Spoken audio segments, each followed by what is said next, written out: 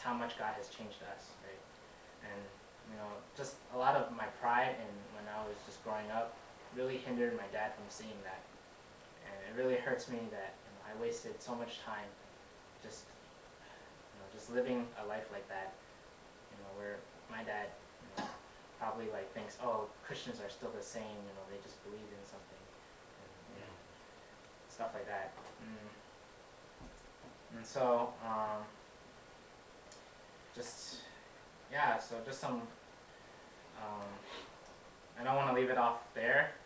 Just just how my relationship with my dad is not so great. I mean, recently we went on a vacation with my whole family, or with me, my sister, my dad, and my mom. And my dad has never gone on a vacation with us before, so this is pretty big. This was pretty big because he's always been focused on working and providing for the family. I've talked with him one time, and he said that he regretted not being able to go on vacation with us because all those times that he worked, it just hurt him that he wasn't there to be with us to have fun and things like that. It was always work, and I think it all goes back to just him growing up too. It's always gotta put food on the table, gotta bring home money, and so that was one way of just reaching out to him. Another way that recently happened over the summer was actually me and my dad got in an argument. It was kind of over games. But this time it was a little bit different though. This time it was a little bit different. So I was playing games and it was kind of late, and my dad kind of walked in because he just woke up, and then he saw me playing games and he got really he was like just turn it off, and I was like I was kind of like I'm kind of grown up now and I'm like I want to live my life my own way. And again, that was pride again, and that was sin, just talking, and I was pretty I was just saying, yelling back and stuff, and then my dad was threatening to turn off the electricity and stuff like that. But eventually he just went back to his room to go back to sleep, and I just turned off my game, and my mom was there and she was hearing the whole thing, and it was breaking her heart. And after a while, I just prayed to God, and I was like, God, this is not what you want. And it was just it was heartbreaking for me to see. I didn't want to leave the relationship or that argument to end like that, or else it kind of, when it heals over, it's it's not really healed completely. It's really a lot of scar left. And so I went back to my dad's room and I talked with him for a while, and that was one of the only times that I really talked to my dad kind of deeply about things, and just he told me his past and how he grew up and things like that, and it really just seeing where my dad came from, and just seeing how he grew up and how he lived his life. It's just it makes me appreciative of just how much my dad loves me, and seeing what he does.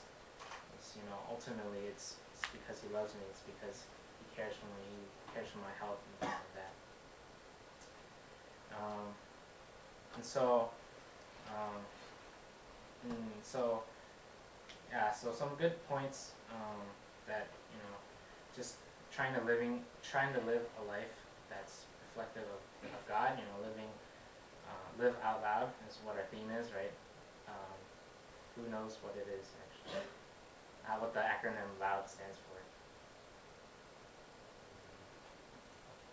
Life of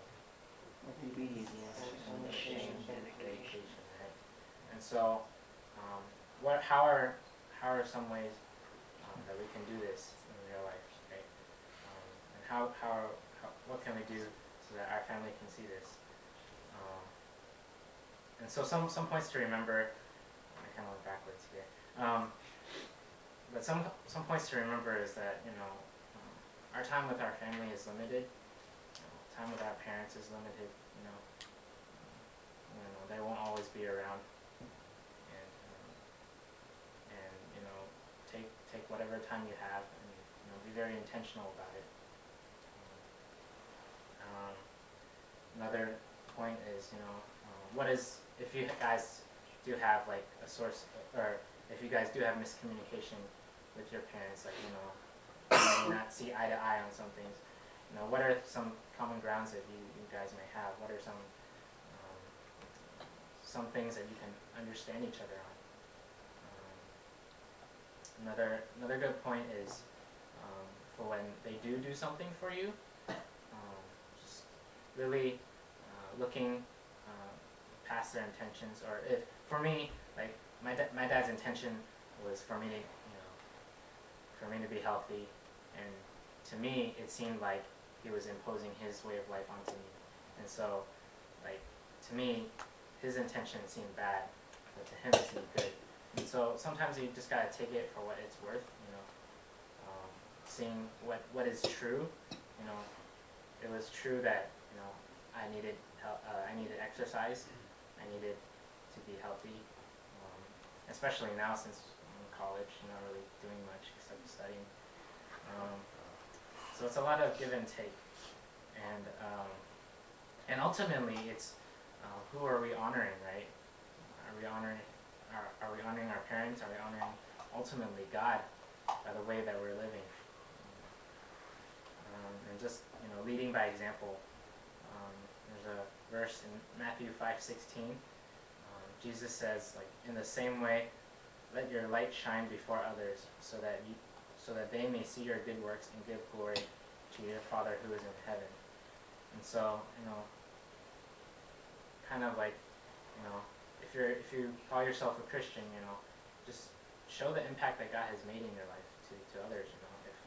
If God has made impact on your life, and questions to ask ourselves is, if we call ourselves Christians, then how are we living this godly life, so that our family can see it, right? So our family can see change, right? And the impact that He's made in our lives. Like for some people, that can come to Christ, like, or just think of the different ways that people have come to Christ, right? There are some people that hear the gospel, hear the word, so there are some people that grew up in church, but then there are those who see change in other people's lives that they haven't seen before, and actually that's what happened with my mom. When she saw my sister who came back from college, and she was changed, and that's how my mom came to know Christ. And so just seeing change in life, right? Change in the way you live. Other people can see that, and whether you know it or not, you guys have influence over people. People do interact with each other, and everyone does have influence with one another. And so another question is to ask, what can we do to take ownership of position that God has given us in our lives? And just thinking of what positions, and just think of, like, for me, like, if I'm the last one kind of just being raised by my family. All my other siblings have gone off, and they're off on their own. But I really have a channel, a way of impacting my dad. God can use me through that to really reach out to my dad, because it's only through our family that my dad can become a Christian. It's not through. I don't think my dad has any Christian friends or has any real Christian influences besides our family, and so that's another way you can do it. And so just things to think about as